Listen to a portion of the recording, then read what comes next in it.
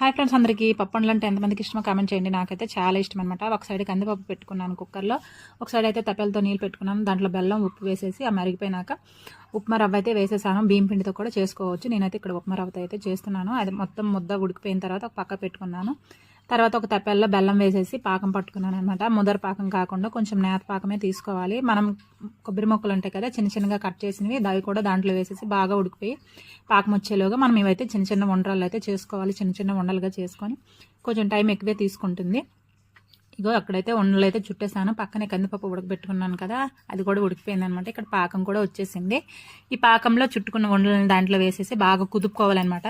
గరిటె పెడితే రేగిపోతుంది. ఇక్కడైతే ఈ విధంగా కదుపుకొని దాంట్లోనే కందిపప్పు వేసేయాలి. అది ఇది మొత్తం కలిసిపోవాలన్నమాట.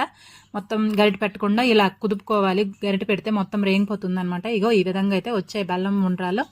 నాకైతే చాలా ఇష్టం అండి. మీకు ఇష్టమో లేదో కామెంట్ చేయండి.